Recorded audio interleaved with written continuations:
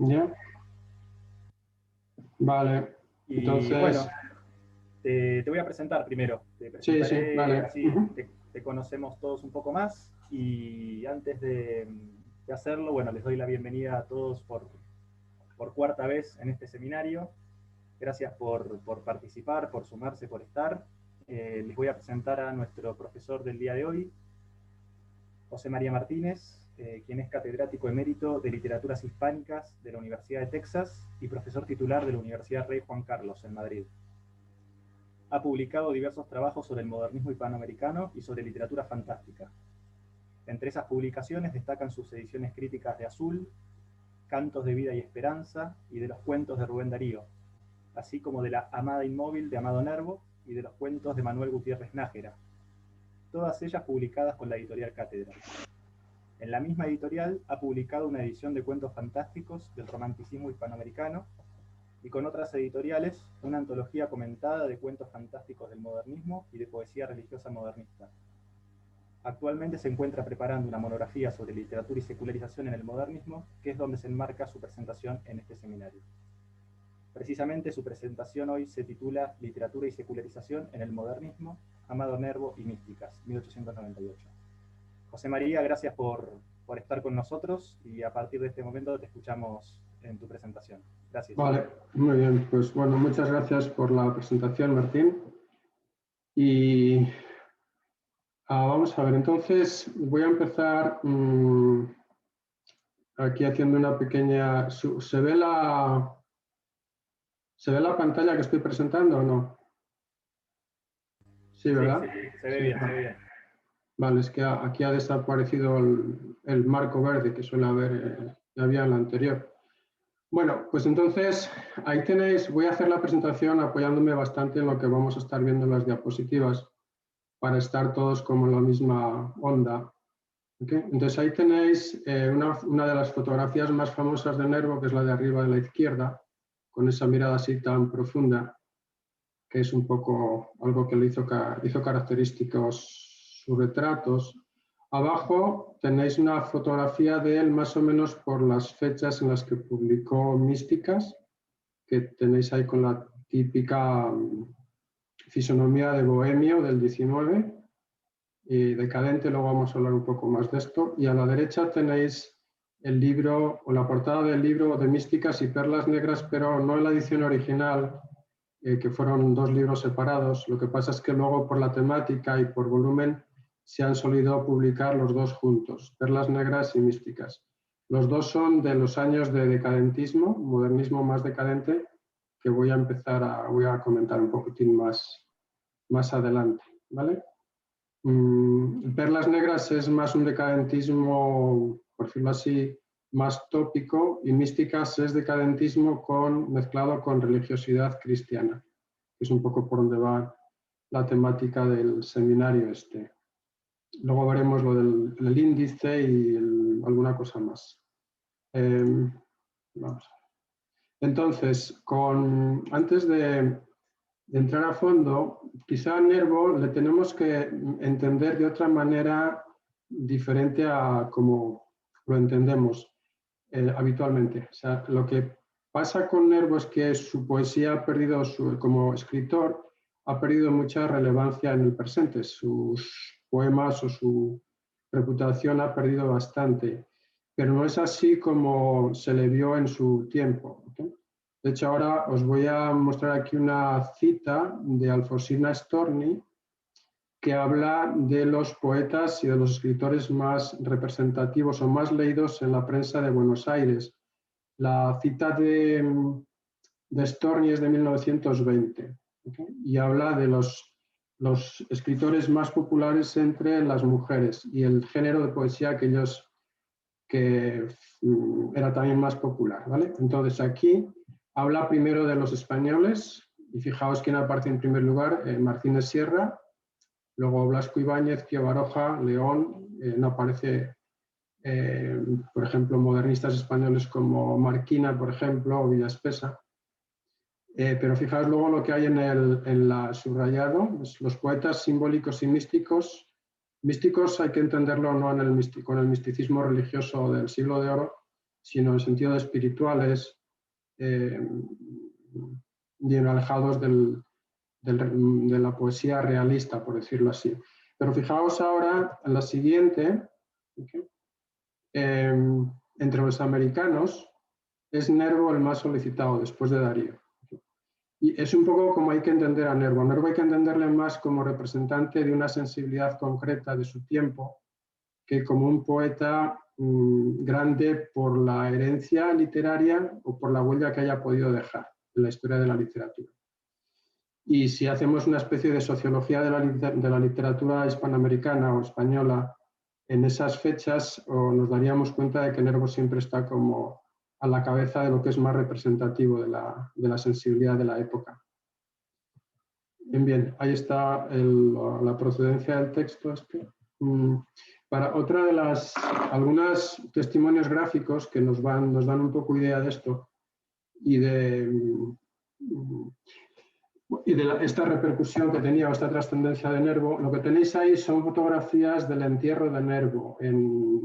Murió en Uruguay, como quizás sepáis, en el 19, murió en mayo, estuvieron varias semanas rindiéndole tributo en Uruguay, en Montevideo, y luego le fletaron un barco para enviar su cadáver hasta México, pero el barco hizo escala en Brasil, me parece que fue Sao Paulo, luego también en Venezuela y en Cuba, porque la gente de esos países también le quería rendir tributo.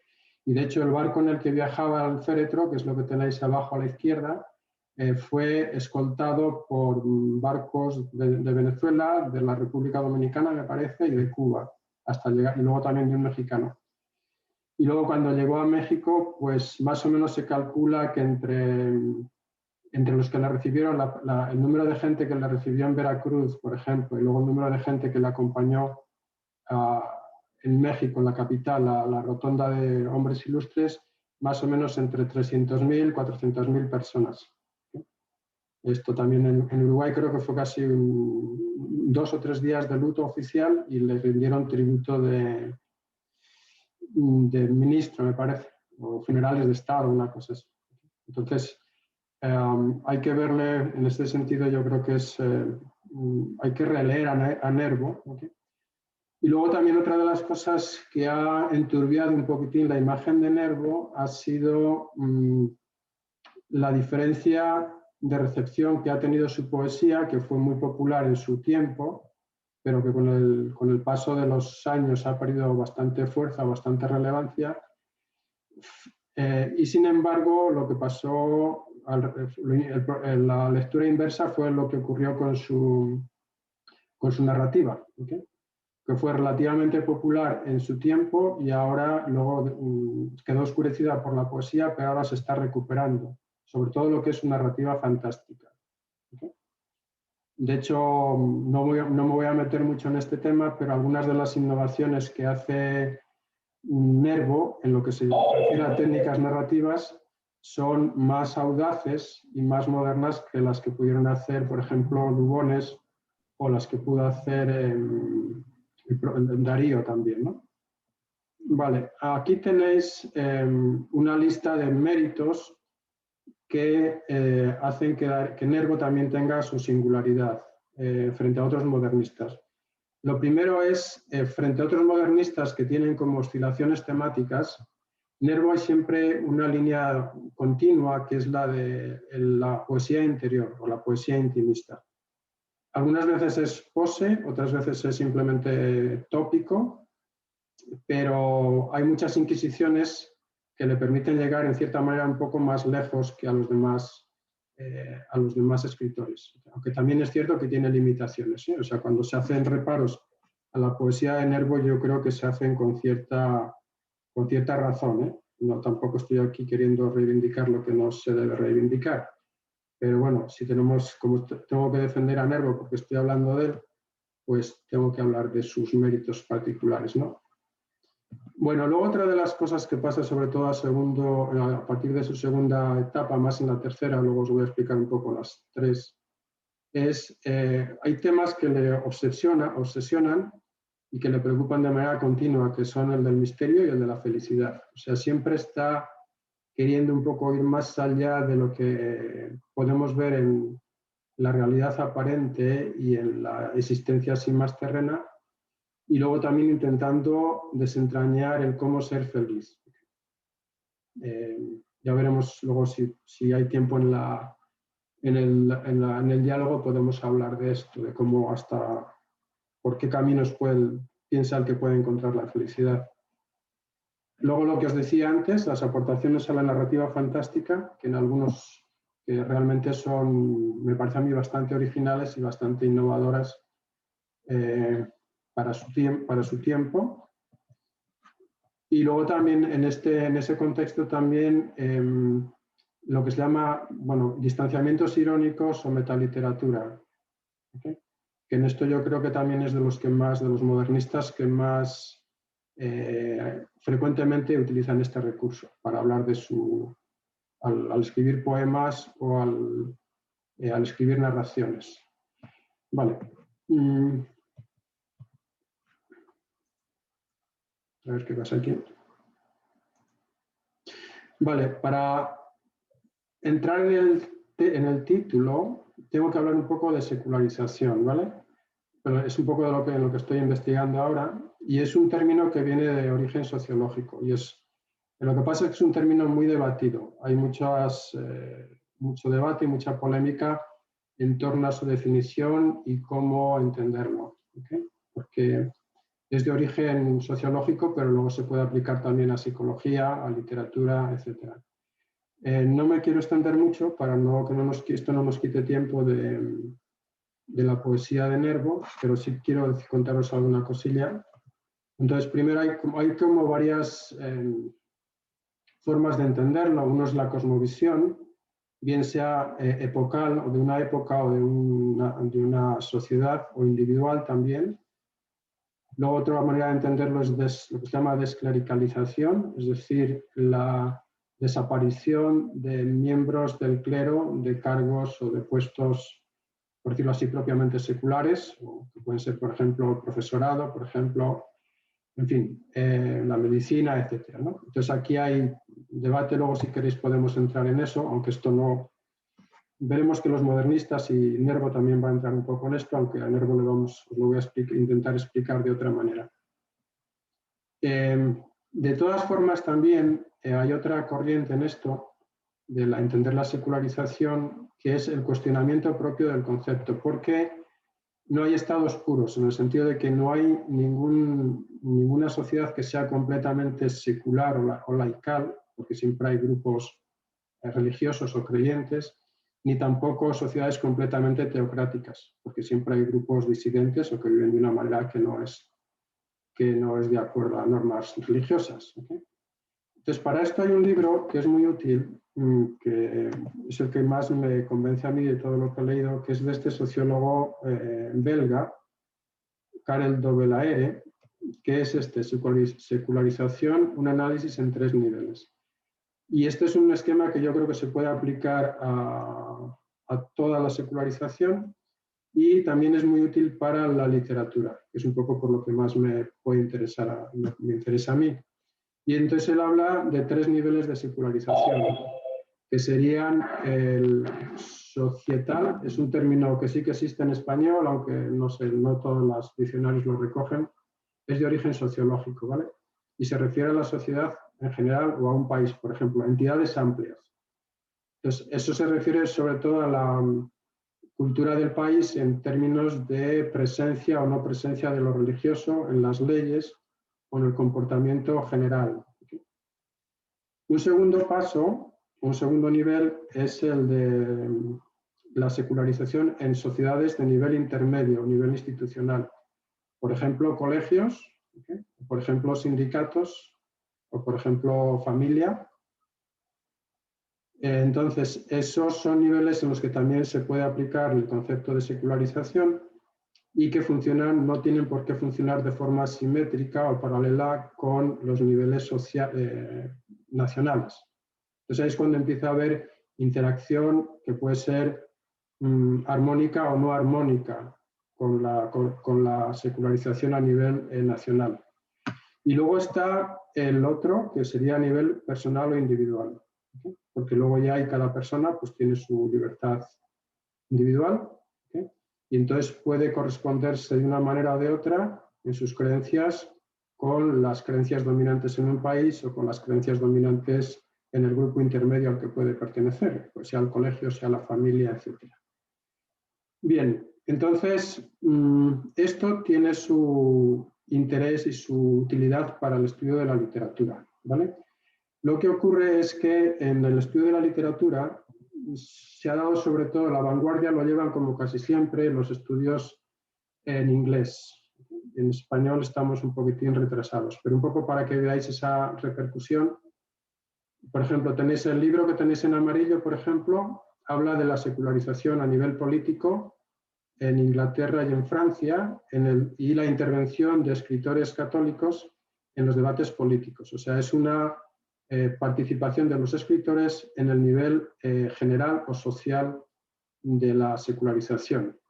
Pero si os vais, por ejemplo, al libro que tenéis, vamos a ver, arriba, el que está en color negro, ese es un estudio de cómo términos de origen religioso han pasado a ser parte del estudio de la literatura o de la narratología, del estudio de las narraciones, de la narración. Entonces, es concepto de origen religioso que ha pasado a estudios o a nivel profano. Entonces, es más bien estudio de esquemas religiosos que se pueden aplicar a estudios, a conceptos o a entidades seculares.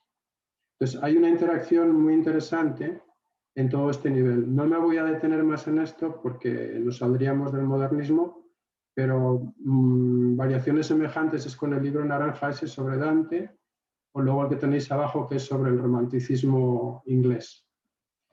En la literatura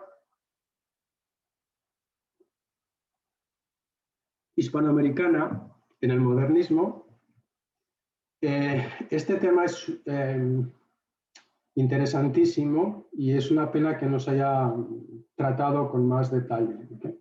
Pero ahí, por ejemplo, os he puesto, y veréis en la diapositiva, 8 títulos de libros que tienen el título tiene connotaciones religiosas, y ahí está el de Nervo. Tenéis, por ejemplo, Rubén Darío, prosas profanas, el término profanas o el término prosas aluden a lo religioso, prosas es un tipo de oración, místicas de Nervo. Ahora que estamos acabando la cuaresma, pues el duque Job tiene una serie de homilías que tituló Las cuaresmas del duque Job. Fijaos el título del poemario de Elmira Agustini, El rosario de Eros. Guillermo Valencia tiene un libro de poemas que se titula Ritos, que es parnasiano. Luego Clemente Palma tiene un libro de cuentos que se titula Cuentos malévolos. Luego explico un poco más despacio el contenido religioso de esto, pero es inversión de la moral. Lugones tiene un libro de cosmología en forma de cuentos, que es Las fuerzas extrañas. Y luego Rodó tiene un ensayo que es Liberalismo y Jacobinismo, que es una intervención en la política religiosa de su país, de Uruguay. Ahí lo que hace es, bueno, perdonad si voy saltando un poco, pero lo voy a repetir. Es algo que voy a comentar ahora, entonces tampoco quiero repetiros. Pero bueno, que sepáis que el modernismo tiene mucha densidad espiritual y mucha convivencia entre el cristianismo tradicional y espiritualidades nuevas, o una tensión entre ese espiritualismo tradicional y la mentalidad pragmática o burguesa en la que se estaban moviendo sobre todo las ciudades hispanoamericanas. Bueno. Vamos a ver esto en la secularización. Es un proceso que, como os digo, es muy variable, va cambiando de época en época. En cada época hay líneas o tendencias secularizadoras y tendencias no secularizadoras o religiosizadoras, por decirlo así, y son diferentes en cada momento histórico y en cada sociedad. Entonces, las que yo he identificado como propias del modernismo, y se podría incluir alguna más, sería, por ejemplo, la presencia de filosofías secularizadoras del XIX, con Marx, por ejemplo, Comte o Nietzsche, ¿Okay? Un segundo momento sería la presencia de la ciudad moderna o la vida en la ciudad moderna, que implica una vida bastante desconectada de la naturaleza, ¿okay? Donde puede ser más fácil conectar con lo espiritual o con el absoluto, y los poetas casi siempre lo han mostrado así. Un tipo de vida más individualista, menos comunitaria, ¿okay? Más rápida, más volcada con lo inmediato, más pragmática, pues donde en ese sentido es más difícil vivir la conexión con lo permanente, o cuesta más. Entonces, en ese sentido, también se puede decir que es una fuerza secularizadora. Bien, otra de las líneas es el esteticismo moral de decadentismo, sobre todo de origen francés con el parnasianismo y el simbolismo, y luego inglés con los prerrafaelitas, aunque lo de los prerrafaelitas hay que tomarlo un poquitín con pinzas, ¿vale? Entonces aquí la idea principal es que se confunden o se altera la equivalencia de los trascendentales clásicos, donde equivalía el bien y la belleza. Aquí, en Platón, por ejemplo, en Aristóteles, aquí es la belleza la que va a mandar. La belleza se va a entender como el bien, pero no con vínculos o con fundamentos morales, sino la belleza en cuanto producto del arte. ¿Okay? Vale. Luego también la presencia de la exégesis bíblica racionalista. Con Renan, por ejemplo, los escritos de Renan o los escritos de Loisy, por ejemplo, eso lo vamos a ver en uno de los libros que os he mostrado antes para que se pueda aterrizar todo esto, ¿vale? Y luego una línea de esoterismos y ocultismos propios de esas épocas que son diferentes a los esoterismos y ocultismos, por ejemplo, del romanticismo. Aquí es muy típico el espiritismo, por ejemplo, en las épocas finales del XIX, la teosofía también, ¿okay? Entonces, todo eso altera la visión religiosa tradicional. Entonces, en ese sentido, por un lado son espiritualistas, pero son secularizantes si los medimos en relación con la religiosidad tradicional, ¿okay? De Hispanoamérica. Vale, ¿cómo se concreta esto en los modernistas? Pues de diferentes maneras, ¿okay? Con algunos de los textos que os he comentado antes. En primer lugar, en una dirección política, un ejemplo es el libro este, es un ensayo, que es un ensayo corto y creo que lo publicó en forma de folleto, de José Enrique Rodó, que titula Liberalismo y Jacobinismo. Y ahí él, como modernista, hace una crítica, como modernista, pero no creyente, o sea, no es creyente, Rodó, hace una crítica de una decisión del gobierno uruguayo de remover los crucifijos de los hospitales de Montevideo. El argumento que da Rodó es, por un lado, histórico, en el sentido de que él entiende que el crucifijo es un símbolo identitario, no propiamente, bueno, aparte de religioso, es identitario, y luego, por otro lado, digamos, de justificación histórica de la institución de la caridad. Es decir, para él, si Jesucristo fue el fundador de la caridad, no tiene ningún fundamento retirarlo de unas instituciones que viven precisamente en función de ese sentimiento, ¿vale? O de ese valor. Lo siguiente es la línea exegética, es decir, un texto, por ejemplo, como Cuaresmas, de Gutiérrez Nájera, ahí lo que hace es una sátira, pero muy irónica, muy amable, del género de las homilías de la Cuaresma. ¿Okay?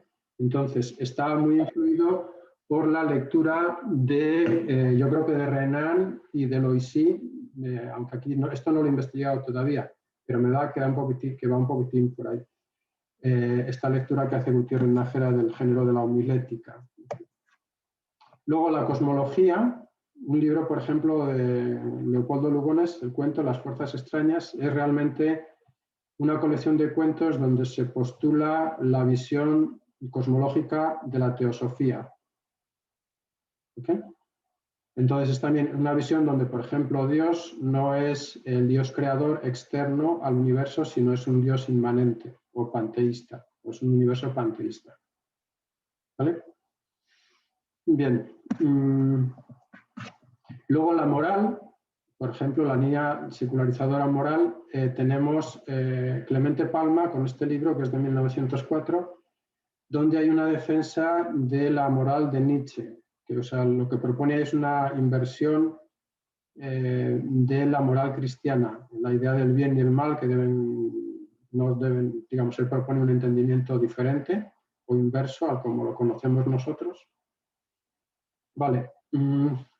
Entonces, y luego tendríamos, bueno, también la performativa de Guillermo Valencia, en el sentido de la defensa de la gestualidad, por ejemplo, o de la belleza externa, sin tener en cuenta la interioridad, ¿vale? O como disociada de la interioridad. Entonces, como veis todo esto, y luego pasaríamos al de místicas de Nervo, que es donde vamos a entrar ahora, como veis todo eso son líneas de cómo la secularización se puede manifestar en la literatura y cómo se puede estudiar también, cómo se puede conectar para los estudios así profundos de este tipo de literatura del modernismo y que realmente se puede aplicar a toda la literatura mundial, ¿eh? O sea, solamente hay que tomar un patrón de literatura religiosa con el que compararlo, normalmente tiene que ver con la religión tradicional de esa época, y luego aplicar esos patrones, bien sean morales, estéticos, ¿qué más cosas por ahí? Políticos, etcétera, aplicarlos a un texto religioso. Bien, vamos entonces ahora con místicas de Nervo. Primero, las etapas de la poesía de Nervo, vamos a ver, que son rápidamente hasta 1894, con su llegada a México. Lo que tiene sobre todo es poesía de religiosidad muy sencilla, muy tradicional y una poesía muy volcada con la naturaleza, con el amor por la naturaleza. No vamos a hablar aquí de méritos técnicos porque es poesía de juventud y es bastante limitada, por decirlo así, aunque sí que tiene algunos asomos de autenticidad interesantes, ¿no? Luego la segunda, que es la época del decadentismo, que es donde vamos a ver a místicas, y luego la tercera, que es un poco la más, bueno, la segunda y la tercera son las más conocidas, pero la tercera es donde está un poco la imagen más tradicional de Nervo, que es una mezcla de, también es la poesía más madura, aunque técnicamente siempre se queda un poquitín a medio camino, donde se mezcla existencialismo con misterio, sincretismo religioso. Cuando hablo de sincretismo religioso, en Nervo sobre todo son tres factores o tres líneas, que son las que tenéis ahí. Cristianismo, orientalismo y franciscanismo. ¿Okay? El franciscanismo es cristianismo, pero bueno, también tal como lo entiende Nervo, algunas veces se mezcla con el panteísmo, entonces por eso lo he puesto separado. Y luego orientalismo, pues hay, yo no me he metido mucho en eso todavía, pero es hinduismo con brahmanismo y alguna cosa más de estas, ¿vale? Bueno, vamos entonces con el libro, con perlas, bueno, con místicas. Aquí, como os he dicho, el libro Místicas se publicó en 1898, el mismo año que Perlas Negras. Entonces, los dos tienen sobre todo el mismo tono decadente, lo que pasa es que Místicas tiene un componente cristiano que está ausente en Perlas Negras, ¿vale? Que es más decadentismo, por decirlo así, sin tanta presencia de lo religioso. Para entender un poco la presencia de lo religioso, la convivencia de lo religioso y lo decadente en Místicas, hay que ver un poco la época de 1898 y los antecedentes con los que viene Nervo. Lo que tenéis arriba es el seminario, una fotografía del seminario donde él estuvo estudiando 2 años, me parece que pero antes había estado otros 2 en otro seminario. ¿Okay?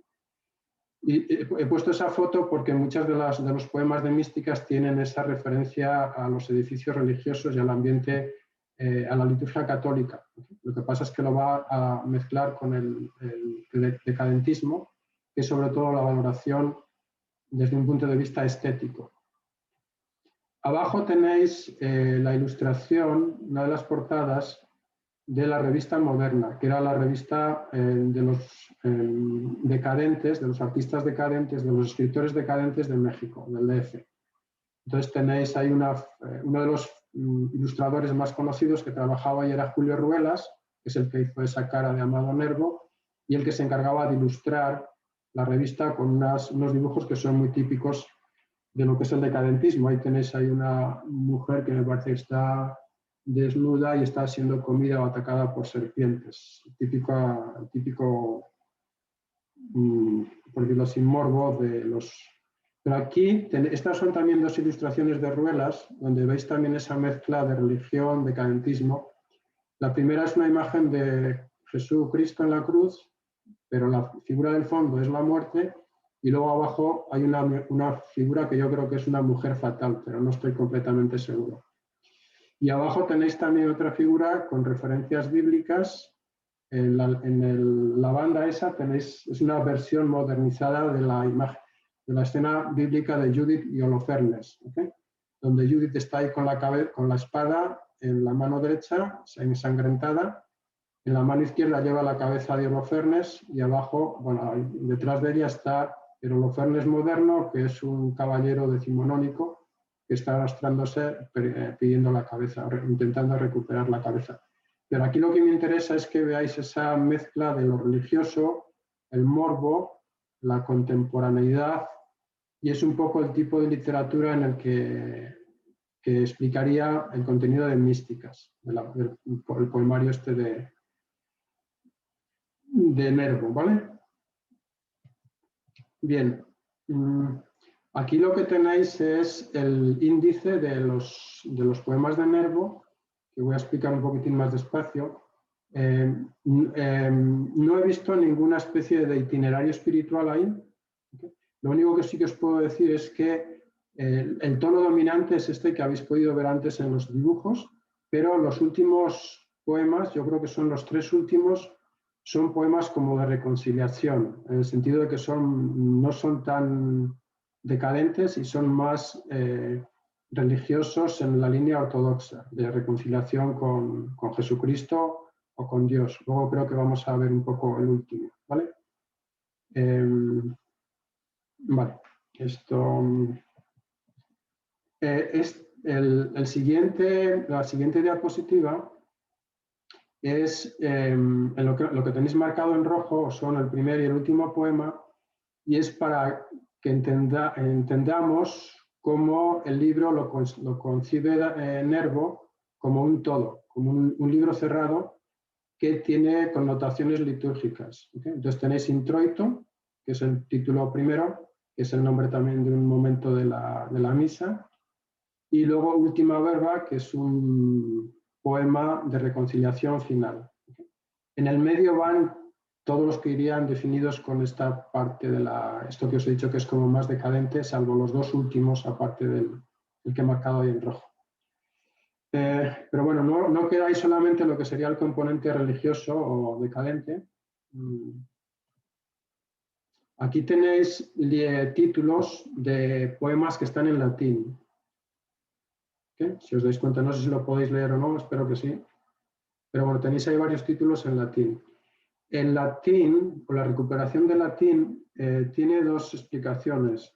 La una es esta que veis ahí, que es la recuperación que hacen los decadentes del latín tardío y del latín bajo medieval, porque para ellos es un tipo de latín cuyo estilo recoge muy bien lo que es el espíritu de la decadencia epocal, o sea, el momento en que hay épocas que son decadentes o anuncian un ocaso, una desaparición de una cultura, y entonces el lenguaje va de acuerdo a ellas. Entonces, lo que hacen estos escritores es recuperar en parte el latín de esas épocas. Por ejemplo, Baudelaire, en Las Flores del Mal, tiene un poema que precisamente está escrito en latín, y el prólogo que escribió Théophile Gautier sobre Las Flores del Mal habla también precisamente de eso.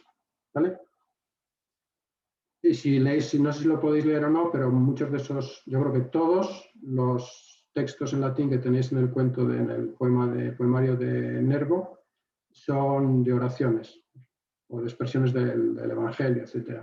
La otra, claro, la otra explicación que he dicho, aparte de este interés de los decadentes por latín bajo medieval, es la propia herencia la propia experiencia de Nervo en el seminario, ¿no? Pues supongo que rezarían mucho en latín, etc. Entonces, en este sentido Nervo como que le resultó muy fácil adaptar algunas de las ideas del decadentismo. Vale, lo que tenéis aquí, lo siguiente que está marcado en rojo, son poemas que que se pueden entender como oraciones. O sea, una de las cosas que le ocurre a Nervo es lo que os decía que es muy propio de la tercera época y es la idea de la búsqueda de la felicidad o la preocupación por el misterio. Entonces, muchos de sus libros, muchos de sus poemas son oraciones que no tienen por qué ser a Dios, ni tienen por qué ser a santos, algunas veces sí, otras veces no, pero son como peticiones de solución para esa búsqueda de la felicidad o esas búsquedas del misterio, ¿okay? De solución del misterio. Y ahí tenéis algunos ejemplos. ¿Vale?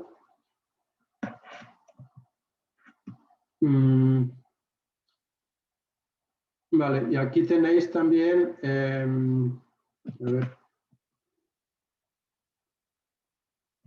lo mismo, o sea, son también oraciones, algunas las he repetido, porque aquí la diferencia es que en estas primeras son también partes de la misa, ¿okay? O partes de la liturgia. Como tenéis introito, oremus, requiem, antífona, parábola, el Padre Nuestro, el himno. Y aquí son ya más oraciones más que no se encuentran directamente en la liturgia. ¿Vale? Entonces tenéis aquí una oración a Paul Verlaine, por ejemplo, otra oración a Sor Quimera, que es una monja. En fin, estas oraciones no tenéis que pensar que son ortodoxas, ¿eh? En el sentido de que muchas de ellas están tenidas de un decadentismo bastante fuerte y de hecho algunas fueron bastante escandalosas para su tiempo y de hecho este libro fue un libro que estuvo como no recomendado para los hogares cristianos por algunos periódicos. De hecho, de este libro Nervo acabó expurgando un poema que se parecía mucho a los de Baudelaire en Las Flores del Mal, ¿okay? Porque era como demasiado escandaloso, aunque bueno, para algunos también las razones que estaba escrito en francés, el francés de Nervo pues tenía demasiados defectos, ¿no?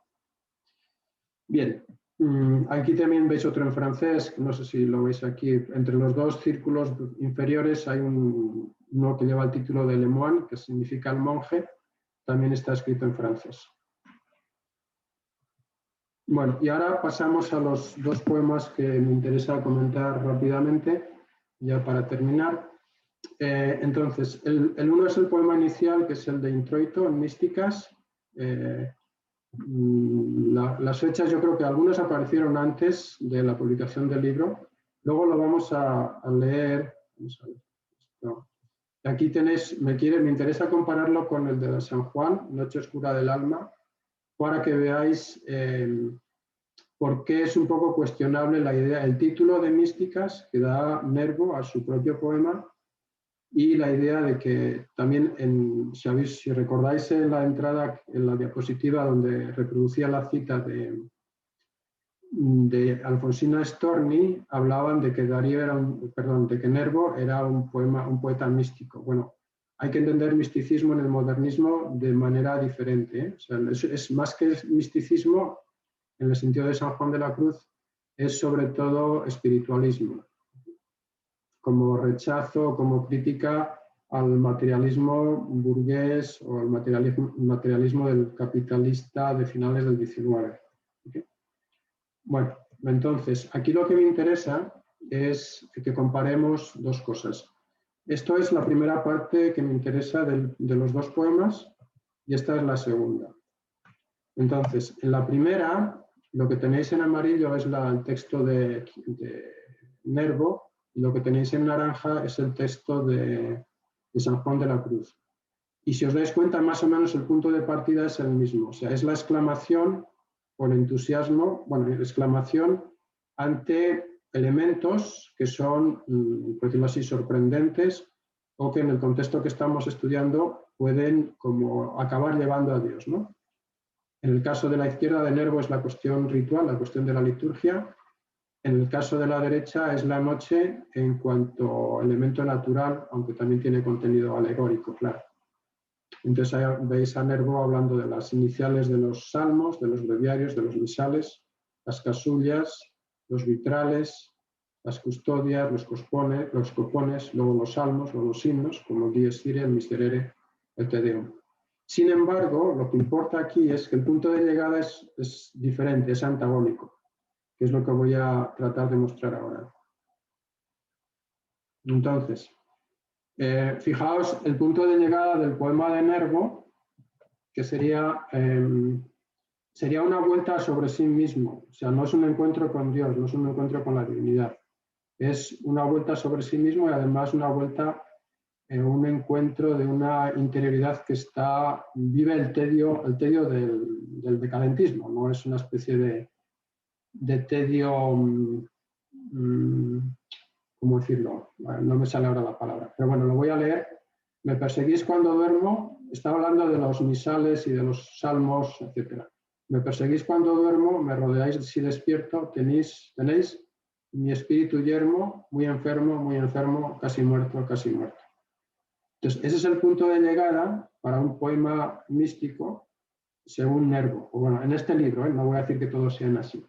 Sin embargo, fijaos el enfoque o los versos finales del poema de San Juan de la Cruz, donde el poema, la voz poética, lo que hace es narrar el encuentro, la fusión entre la divinidad y el interior del poeta, ¿no? O noche que juntaste amado con amada, amado en el amado transformada, y todos mis sentidos suspendía, quedéme y olvidéme, el rostro recliné sobre el amado, cesó todo y dejando mi cuidado entre las azucenas olvidadas. Bueno, entonces esto se puede aplicar en general a toda la poesía de Nervo, es decir, que sus poemas místicos o más espirituales no acaban como de establecer una especie de encuentro continuo con la divinidad.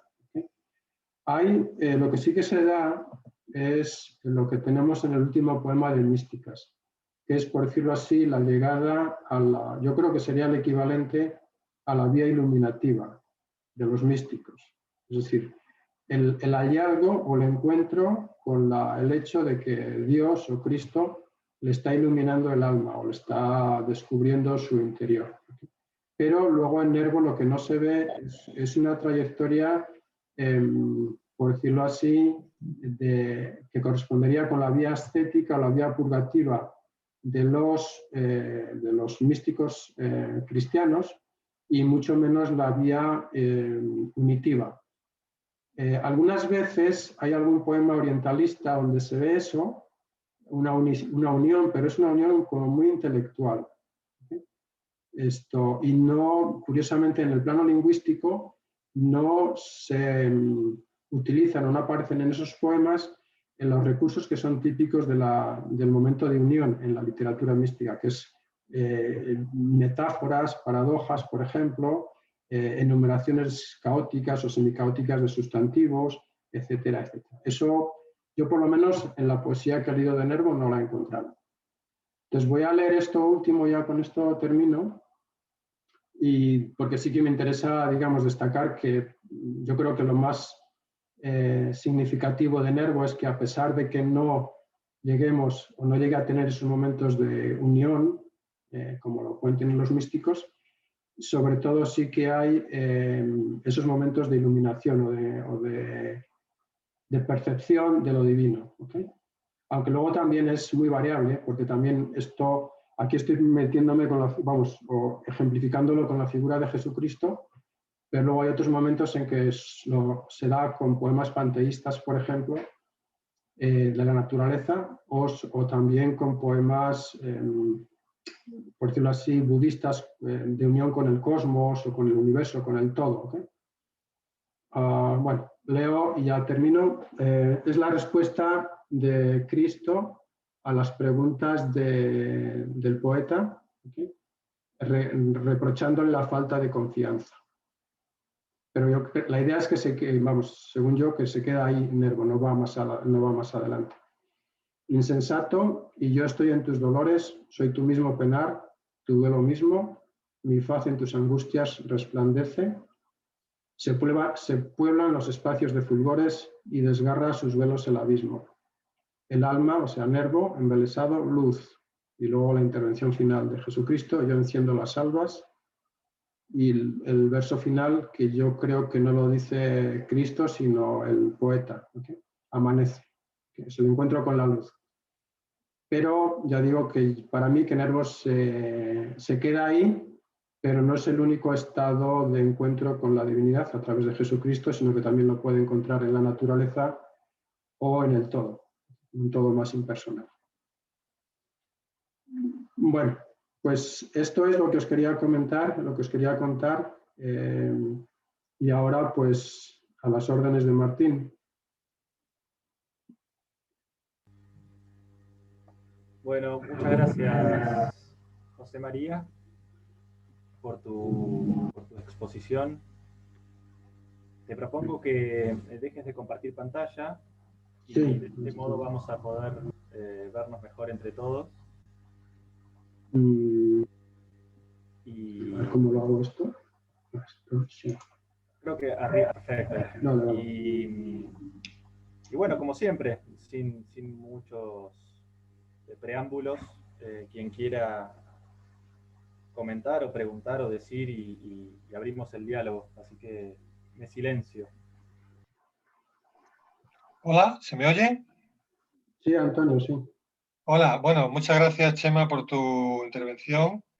A mí, bueno, se me plantea una cuestión. Viendo, digamos, la presencia de los religiosos en Rubén Darío, en Amado Nervo, en Borges, etcétera, aunque, bueno, Borges es posterior, pero comparándolo con poetas anteriores, no menos españoles, como Bécquer o Rosalía o Espronceda, yo creo que más que de una secularización hay que hablar de un proceso contrario, o sea, porque en Bécquer Dios está prácticamente ausente, en Espronceda también, Rosalía un poquito más, pero o sea, yo lo que veo en estos poetas es que no es que esté la religión en retirada, sino que ha aparecido cuando en poetas anteriores no estaba. No sé qué piensas tú de esto. Bueno, no es por echarte nada en cara, Antonio, pero no sé si estabas cuando he hablado del libro este del sociólogo belga. No. Vale. Bueno, entonces ahí, cuando está hablando de la teoría de la secularización, una de las ideas es que es un proceso es un proceso de vaivenes. ¿Okay? Entonces hay momentos donde aparece la presencia de Dios en la literatura, es más, bueno, en general en toda la sociedad es más perceptible o menos perceptible, pero siempre está ahí. Y hay momentos en los que por diversas razones emerge y hay diversos en los que por diversas razones disminuye. ¿Okay? Luego, sí, eso también luego depende un poco a los escritores en los que leamos, ¿no? Porque uno de los niveles de secularización es el nivel personal. Entonces siempre va a haber individuos religiosos o individuos seculares o secularizados en todas las sociedades. Lo mismo que habrá a nivel... entonces eso también pasa con los escritores. Va a haber escritores que aunque la línea epocal sea muy secularizada, van a ser poetas o escritores religiosos. O al revés, poetas en los escritores en los que aunque la línea epocal sea muy secularizada, van a tener un trasfondo religioso. O una sociedad teocrática donde puedes tener también poetas secularizados o seculares. Entonces eso siempre es muy complejo. Entonces mi teoría es que hay que ir al texto concreto y a las circunstancias concretas.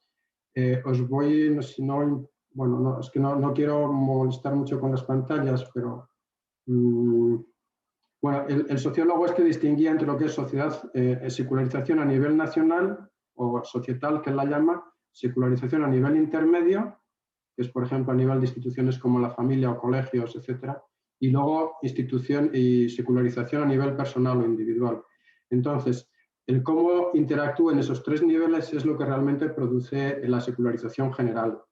Si tienes épocas en las que puede haber mucha secularización a nivel nacional o legislativo nacional, pero poca secularización a nivel personal.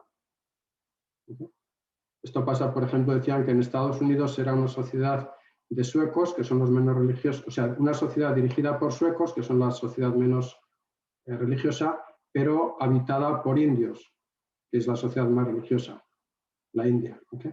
Entonces eso siempre es un tema muy que se puede matizar muchas cosas. Entonces hay que ir, yo creo que a los escritores concretos, imagino que románticos, Zorrilla, por ejemplo, es del tiempo de Rosalía de Castro y de Becker, pero es una línea mucho más tradicionalista. ¿Okay? Entonces eso siempre hay que andar con un poquitín de cuidado, ¿no? En esto. Y aquí yo creo que a los textos concretos, a los grupos de escritores concretos, ¿no? Esto... Vale. Luego en el 27, por ejemplo, pues tenemos escritores como Gerardo Diego, ¿no? Con el Vía Crucis, por ejemplo, que es muy religioso, y otros, pues Alberti, pues va en otra línea diferente.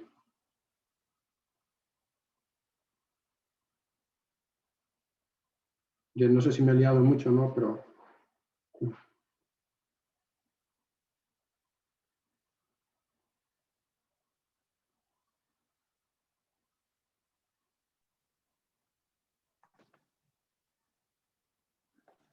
Yo quería hacerle una pregunta.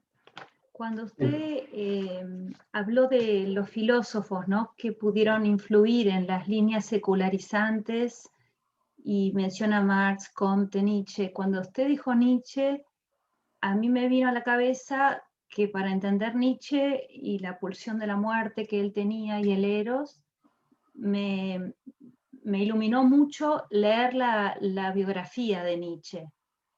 Y luego, cuando hizo referencia a la poesía, no sé si hizo referencia, pero cuando leí Ruptura Tardía, que se queja Nervo de una presencia femenina que entra al convento, yo quería preguntarle, yo no sé por qué en mi cabeza Nietzsche se une con esa imagen, no sé si es por lo vivencial o por la negación de la sublimación por una vida trascendente, como tiene una vocación de una monja.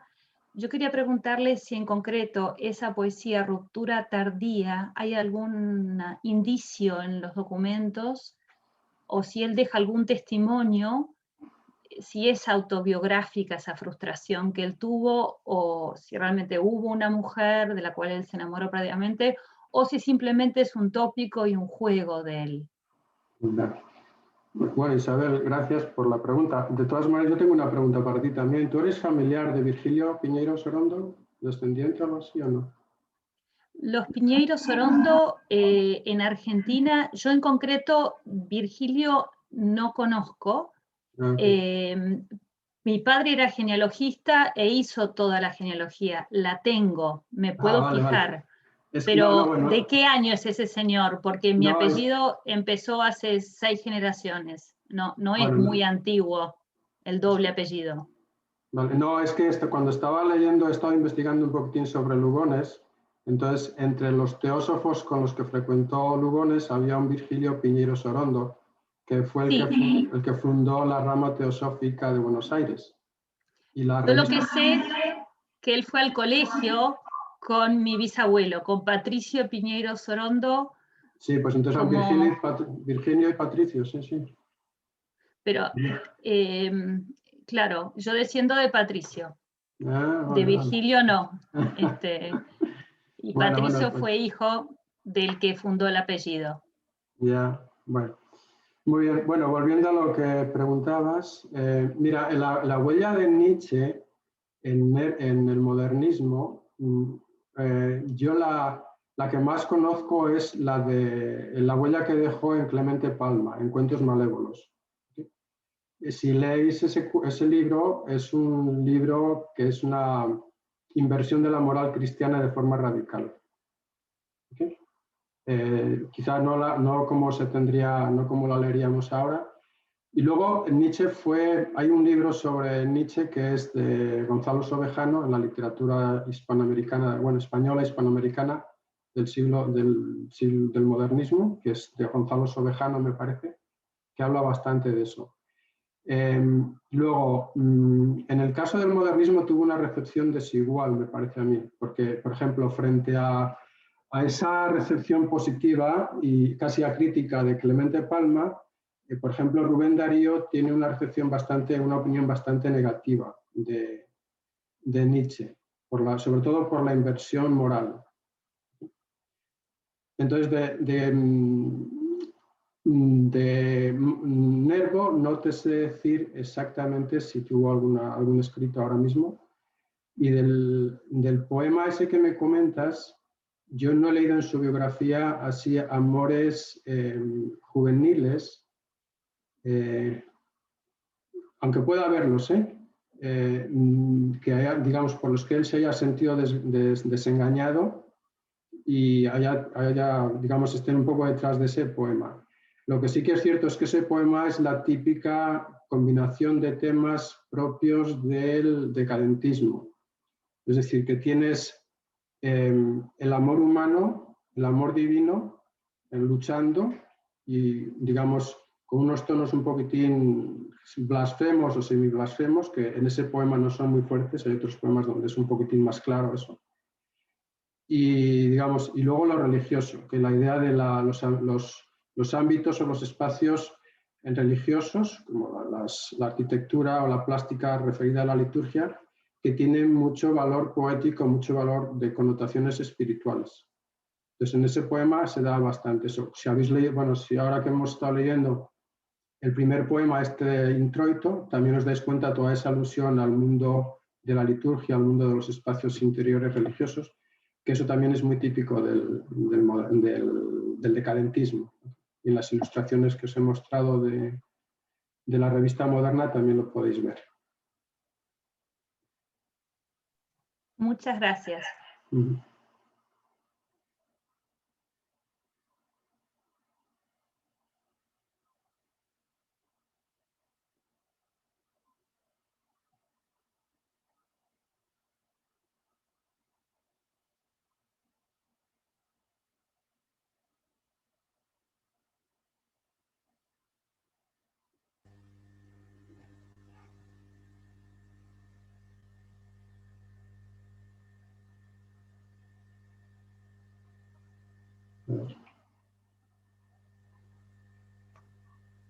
¿Alguna pregunta más? Sí, tengo una, si no hay otra. ¿Cuál es su opinión acerca de la innovación léxica que tiene Nervo? A mí hay palabras, no pude buscarlas, las desconozco. Por ejemplo, él usa en la poesía Predestinación, dice rededor en vez de alrededor. O en Gótica, huesas, o Transmigración trovero. Yo quería preguntarle el grado de innovación que Nervo tenía, si hacía muchos neologismos o si en general era normal en la poesía de su época. Y bueno, en el modernismo eso es relativamente normal, ¿eh? Y de hecho, el Nervo yo creo que es de los del léxico más sencillo. ¿Okay? Esos que has dicho son sobre todo arcaísmos, ¿okay? Arcaísmos poéticos. Entonces yo creo que si quieres encontrar innovadores léxicos, yo creo que te tienes que ir al Rubén Darío de prosas profanas, sobre todo, ¿okay? Y a Lugones en el Lunario Sentimental. Bueno, Lugones en general, porque es un diccionario, Lugones realmente. ¿Okay? Entonces, Nervo, por el contrario, suele ser un poeta bastante más sencillo. ¿Okay?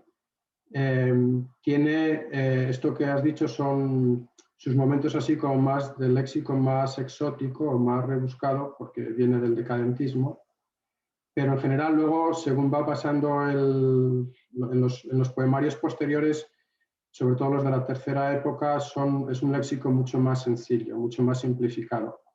De hecho, es tan simplificado que algunos críticos le acusan un poco de simplonería, ¿okay? Porque hace que el poema pierda un poquitín de tensión poética o de tensión estética, ¿no? Entonces es una...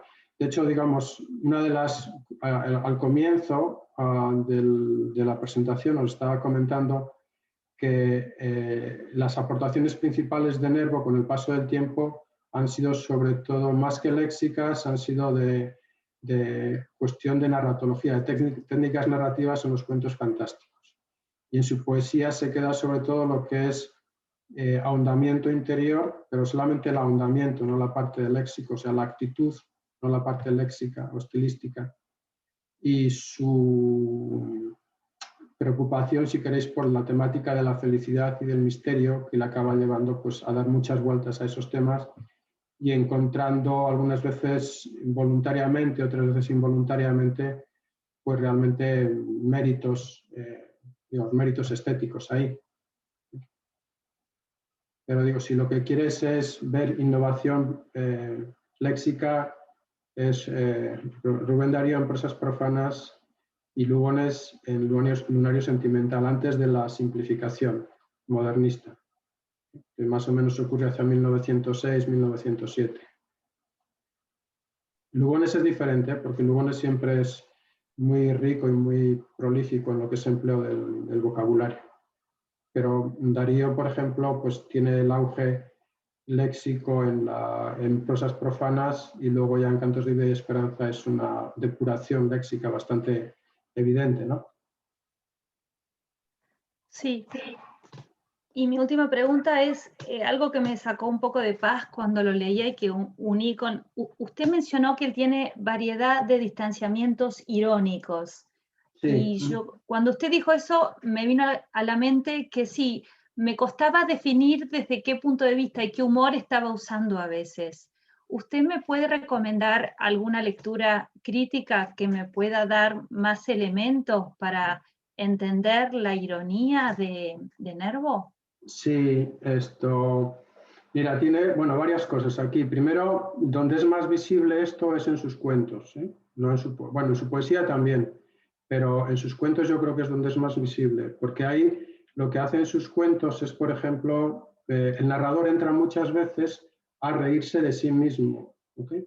O a reírse del lenguaje que está utilizando o a reírse de los personajes. Entonces eso, sobre todo, tienes esa línea. Entonces, eso sería, digamos, el primer paso. Y luego, si quieres textos críticos sobre eso, tienes bueno, un artículo mío que se titula Fantasías irónicas e ironías fantásticas. Lo voy a escribir aquí.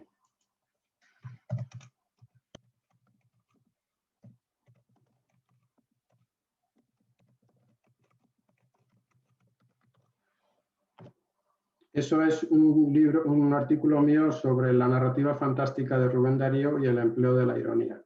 Y ahí tienes más bibliografía. Y luego hay un libro que está en Cátedra, en la editorial Cátedra, que creo que se titula La ironía literaria o algo así, o Manual de Ironía. Es de un teórico alemán, ¿okay? Y ahí cuenta la historia de la ironía como artificio, como recurso literario a lo largo de toda la historia de la literatura de Occidente. Y entonces ahí me parece que habla, por ejemplo, de la ironía en los títulos, que como muchos títulos también son irónicos y empiezan ya, es como el primer paso o el primer distanciamiento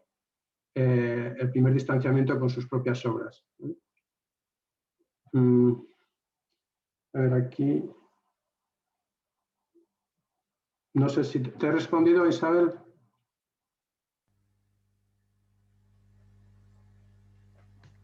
Sí, especialmente con el artículo específico que escribió usted. Muchas gracias. Estaba leyendo en el chat que hay otra pregunta, creo, otra observación. Sí, ahora la he visto. Marcos, no entiendo que no tenés micrófono. Sí, la voy a leer por él y después José María la responde, o no, vamos a ver qué puede hacer José María ante la respuesta, ante la pregunta de Marcos. Bueno, te da las gracias y dice, me queda la sensación de que es hijo de cierta asincronía del cambio propia de esa secularización que usted menciona y que lo deja en ese lugar de transición. ¿puede ser que radique una parte de su éxito y popularidad en esto? En el hecho de ser reflejo de esa sociedad de la que formaba parte. Bueno, a ver, lo del éxito de Nervo, yo no lo veo así directamente con la conexión con la secularización. Yo creo que la secularización tiene que ver más con la actitud de un espiritualismo, digamos, de parte de los escritores, de un espiritualismo que no se siente a gusto con los valores materialistas de la burguesía, ¿okay? Que es la que domina. Aquí, no sé si conocéis un libro de un tal Matei Calinescu, os lo voy a escribir. Se cita mucho.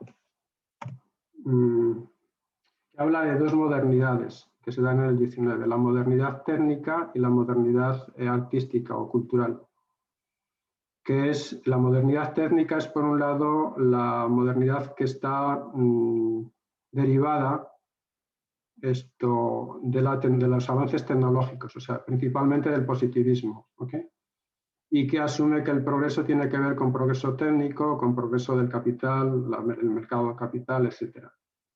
Pero a finales del 19, o mediados finales del 19, aparece lo que se llama la modernidad espiritual, la modernidad artística, con Baudelaire, por ejemplo, con las flores del mal, y movimientos como el simbolismo, parnasianismo, los rafaelitas en inglés, que reivindican un tipo de modernidad diferente, o sea, un tipo de modernidad donde se recupere o donde no se anule los valores espirituales o los valores artísticos.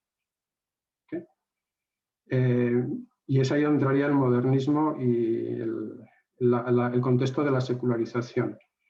La popularidad de Nervo yo creo que va en otra línea, y es que conecta muy bien con el espíritu momentáneo del modernismo, o sea, la sensibilidad del modernismo, y con un grupo de público del modernismo que cada vez tiene más importancia así como lectores, que es el grupo de las lectoras. De hecho, algunos de mis estudios han ido también en la línea de ver cómo fue la recepción del modernismo entre las mujeres. ¿Okay? Y una cosa que le ocurre a Nervo es que es un poeta que sabe leer muy bien, sabe recitar muy bien y sabe tener una vida social muy abundante y muy frecuente. Entonces se convierte en un fenómeno popular, que es una especie de celebrity. Y, por ejemplo, hay varios así episodios conocidos, pero uno de ellos fue el recital que dio en Nueva York y que sirvió como una especie de convocatoria para toda la población hispana de Nueva York, del estado de Nueva York. Entonces se reunió un montón de gente para escuchar su recital ahí.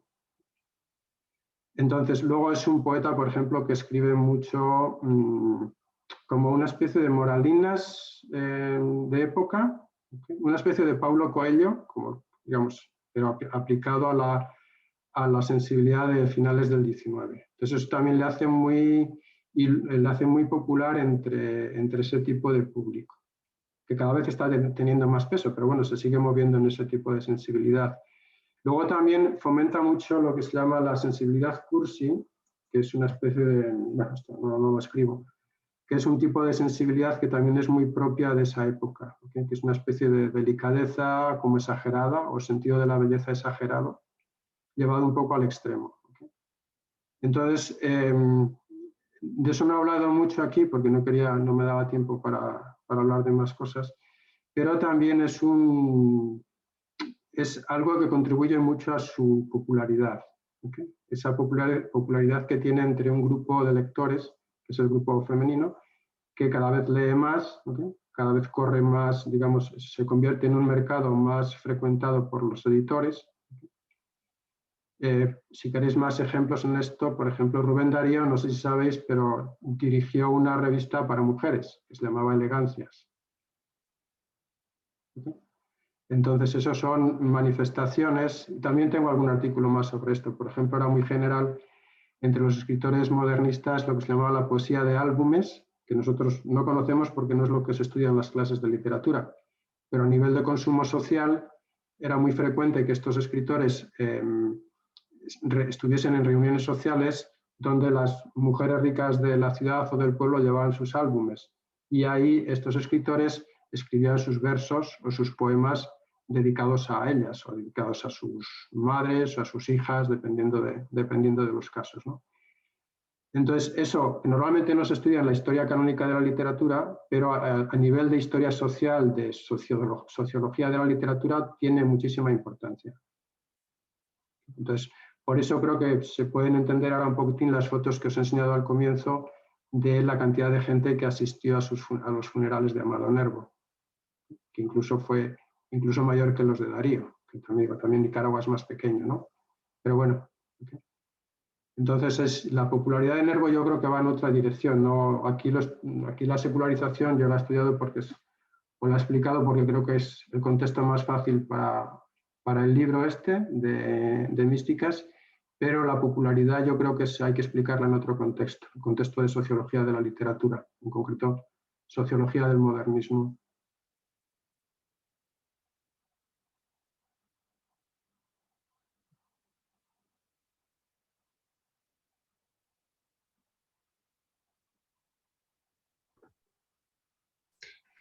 Buenas tardes, José María.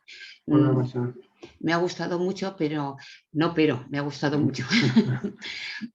Yo leí de Amado Nervo Almas que pasan, una colección de cuentos cortos. Y ahí vi mucho sincretismo. Recuerdo uno de los cuentos se llama La última guerra. Que es como Orwell, La rebelión en la granja, en la misma temática. En los cuentos cortos puede ser autobiográfico o por lo menos reflejar su experiencia vital, que es lo que yo tengo entendido. A ver, sí, mira, en los cuentos, lo que yo recuerdo ahora, hay como varias líneas o varios momentos. Uno es lo que es el cuento de recuerdos, ¿okay? Que es autobiográfico. ¿Listo? Entonces ahí yo creo que esos son más que nada los cuentos del primer momento, si no recuerdo mal, ¿eh? Porque ahora me estoy dedicando más a la poesía. Y luego, según va madurando, va haciéndose mayor Nervo, va prefiriendo las temáticas así más existenciales, que son las temáticas que tienen que ver con su filosofía de la vida y luego temáticas con la ciencia ficción. Le gustaba mucho, era muy aficionado a la ciencia ficción. De hecho, en algunos momentos fue partidario de la ufología, o sea, de creer en la existencia de ovnis y todo este tipo de historias, ¿no? Extraterrestres. Entonces también es otra de las cosas que no se ha recuperado mucho de Nervo todavía, que son sus cuentos de ciencia ficción, ¿okay? Que son un poquitín contradictorios. Algunas veces tiene miedo a la modernidad técnica, por ejemplo, tiene algún cuento que habla de la crueldad de los coches, por ejemplo, pero luego tiene algún cuento sobre la posible existencia en otros planetas. No sé si sabéis que él desde muy joven tenía telescopios y se dedicaba a mirar las estrellas para ver si podía identificar o descubrir vida en las estrellas, ¿no? El piso que tenía en Madrid, en la calle Bailén, en el balcón tenía un telescopio y se pasaba muchos ratos mirando a ver si podía descubrir algún tipo de vida inteligente ahí, ¿no? Sí. Y entonces, yo creo que ese que me cuentas tiene que ver más con la línea de la ciencia ficción. Entonces, pero luego tiene otros que yo creo que son de los mejores, que son los que tienen que ver con la búsqueda de la felicidad. Tiene uno que se llama Amnesia, que es una maravilla. Si queréis leer a Cortázar y vais a leer La noche boca arriba, tenéis que leer antes el de Nervo, el de Amnesia. Porque yo creo que, no voy a decir que Cortázar está copiando a Nervo, pero la estrategia narrativa es más o menos la misma. Que por eso, como os decía antes, en lo que es técnicas narrativas de literatura fantástica, Nervo va bastante por delante de otros modernistas. Y entonces lo de los cuentos, yo creo que los cuentos mejores de Nervo van en otra dirección. O sea, son los cuentos que tienen que ver con la felicidad, con la búsqueda, la exploración del misterio. la idea de la trascendencia de la muerte también, todo ese tipo de temática un poco más existencial. Y quizá, obviamente, en ellos habrá cuestiones de recuerdo y de subjetividad o memorias, pero yo creo que eso se concentra más en los cuentos de de la juventud.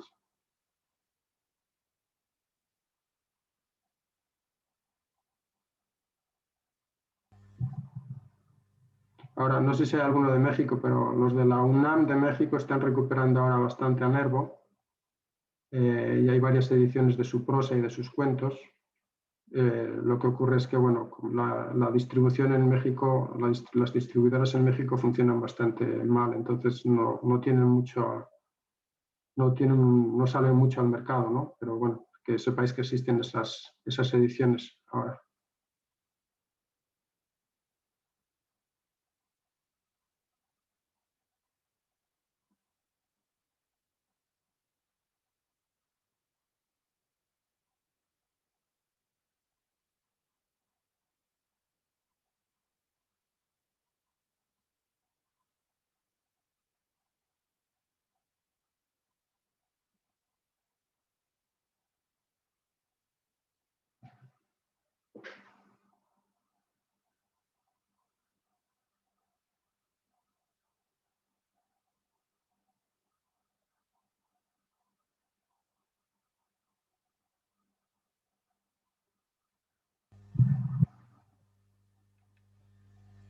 Chema, este es el momento en el que todos contenemos el aliento y tememos que nadie vaya a abrir la boca y que el silencio dure mucho rato y nos dé vergüenza salir de la sesión sin decir nada más.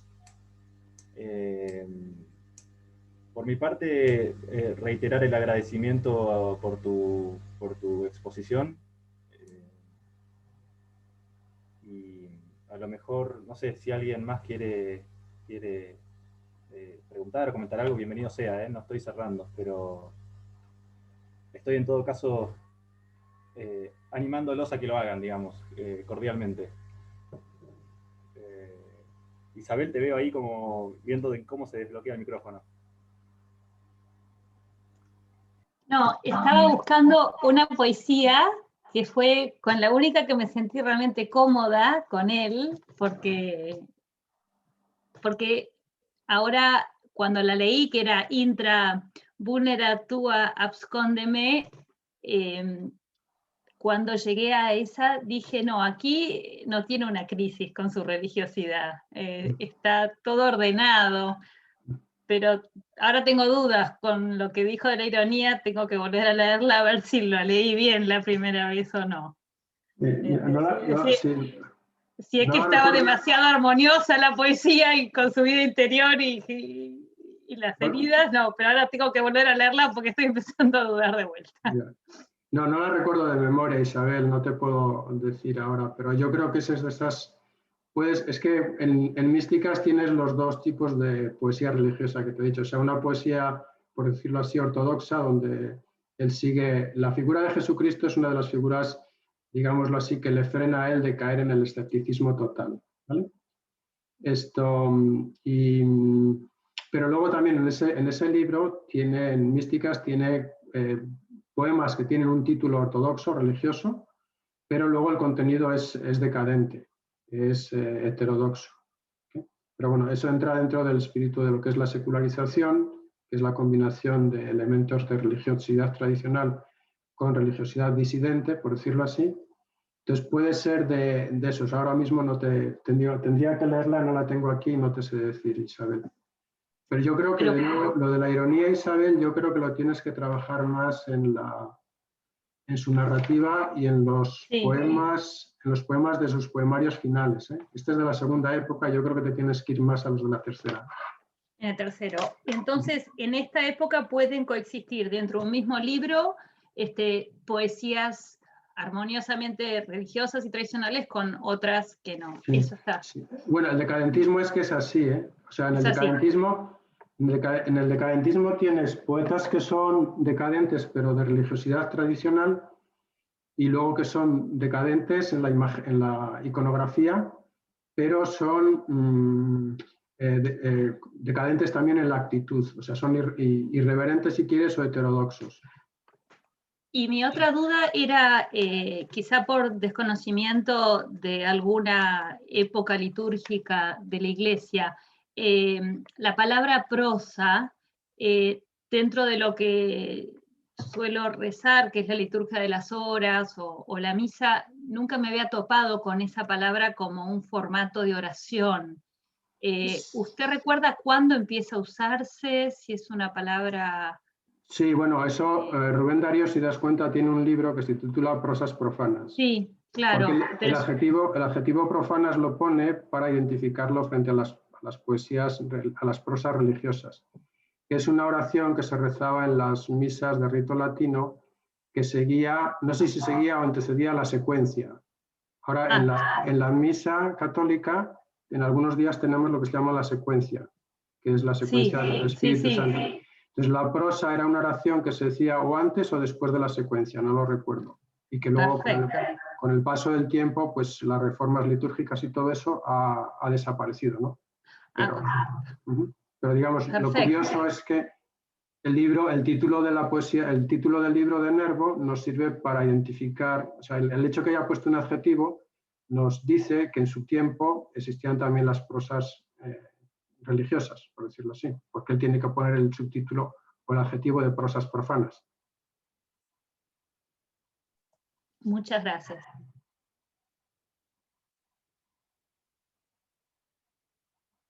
Sí, aquí nos ha mandado... Martín, nos has mandado...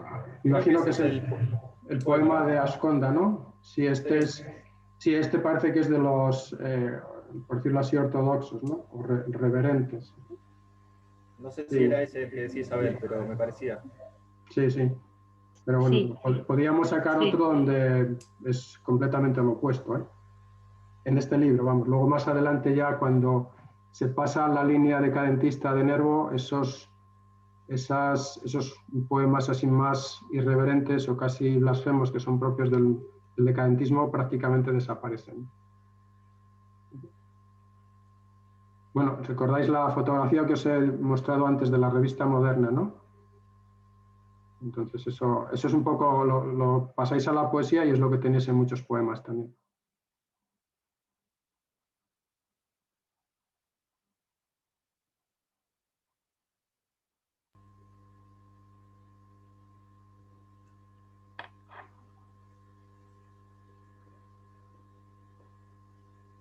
Bueno, me encanta porque la verdad creo que podemos decir que las 4 sesiones que compartimos en este mes de marzo dieron para muchísimo, ¿no? Y nos surgieron un montón de preguntas, comentarios y lecturas que afortunadamente podemos seguir compartiendo de acá en adelante. Hoy terminamos el seminario, tuvimos los 4 sábados, las 4 sesiones del programa y bueno, Antonio que participó, fue ponente, protagonista en la sesión de Borges, quería decir unas palabras también a modo de cierre y bueno, Antonio, te escuchamos. Sí, gracias. Bueno, yo soy el coordinador del proyecto Dios en la literatura contemporánea, en cuyo marco se ha celebrado este seminario, que lo ha organizado Martín, al que le agradezco mucho su trabajo. Y yo quería agradecerles a todos su asistencia al seminario e invitarles a formar parte ya de, digamos, de este proyecto. Como Martín va a enviar algún correo más, ahí pues estará también la dirección de nuestro, bueno, probablemente ya lo conocen, pero la dirección de nuestro blog, donde vamos introduciendo las actividades, pero también les pido que propongan las actividades que consideren más interesantes, tanto seminarios, conferencias. Nosotros organizamos un congreso anual, este año hemos convocado ya el 5º, en septiembre, en Madrid, pero aparte del congreso, pues podemos organizar como este seminario y otras muchas actividades y que yo les pido que, bueno, pues que participen, que sugieran, que propongan, ¿no? Que se sientan parte de este proyecto Y nada, muchísimas gracias por haber participado. Eso era lo que quería comentar. Sí, de hecho me permito, en diálogo con lo que está diciendo Antonio, también agradecerles a todos la participación, el interés por la propuesta. Bueno, acá están Antonio y José María, que han sido también protagonistas ofreciendo 2 clases, a Sara y Ángel también. Para cuando vean el video de la sesión, les agradezco que hayan participado activamente del seminario del mismo modo. Y esto que decís, Antonio, es fundamental, ¿no? De proponer cosas. Yo me acuerdo, creo que era la primera semana de febrero, que estábamos en la facultad y te miré y te dije, ¿y si hacemos un seminario virtual sobre, voy a decir la verdad, sobre Borges y Cortázar? Y vos me miraste y me dijiste, ¿y si además le sumamos a Amado Nervo y a Rubén Darío? Y la verdad que un mes y medio más tarde lo hicimos el seminario, ¿no? O sea, lo hicimos, o sea, solos no porque no hubiéramos podido, sino con la participación de Ángel, de José María, de Isara y de todos los que están acá, ¿no? De Mario, de Lola, de Ana, de Mónica, de Isabel, de Florencia, Esteban, Miguel, Marcos, Carmen, Violeta, Marisa, Aníbal y los que, bueno, nos han ido siguiendo en las distintas sesiones. Así que esto que vos decís de invitar a proponer cosas, tómenselo muy en serio porque en general las cosas que proponemos las llevamos a cabo, ¿eh? Así que cuidado con lo que propongan porque se puede cumplir. Así es. Así que nada, les agradezco mucho y bueno, les enviaré, como decía Antonio, un correo con una encuesta para que nos cuenten también qué les pareció, qué podemos mejorar, qué les gustó mucho, sobre todo eso, qué les gustó mucho, y para seguir en contacto. Compartiremos también con todos ustedes que han estado siguiendo el seminario activamente las sesiones grabadas y las presentaciones que se mostraron en él. Bueno, no sé, no quiero empezar a repetirme, me parece que lo fundamental ha sido dicho, así que, no sé, alguien más. Bueno, José María, perdón, te estamos invadiendo la sesión porque es la última, pero normalmente en la sierra nos despide el ponente del día, así que te dejo a vos que nos... Pero esto no lo sabía yo, me estás diciendo esto a traición, sin avisarme antes, porque antes de la sesión hemos tenido unos 20 minutos de preparación y no me has dicho nada, ¿eh? Así que... Me olvidé, perdón, me olvidé. Te la guardo esta, Martín, te la guardo. Bueno. No, bueno, pues muchas gracias por la participación, por las preguntas. Gracias también a ti, Martín, de parte de Ángel y de Izara, que no me lo han dicho, pero bueno, asumo que también nos quieren agradecer lo que habéis trabajado por esto, y a ti, Antonio, también por estar detrás de todo este proyecto que es tan interesante y tan necesario también. Y bueno, y sobre todo a los que habéis participado, ¿no? Que sin vosotros, pues, estaríamos contándonos las historias aquí los 4 ponentes y sin vosotros hubiese sido esto imposible, ¿no? Y nada, pues espero que nos podamos ver en ocasiones posteriores, ¿vale? Porque esto también es muy enriquecedor también para nosotros, ¿no? Para los ponentes. Se nos quita un poco el complejo de que estamos locos y que somos los únicos a los que les interesan estas cosas. Pero bueno. Totalmente. Bueno, muchas gracias y tenemos contacto por mail, por WhatsApp y seguimos en adelante. Bueno, un abrazo para todos. Gracias. Hello.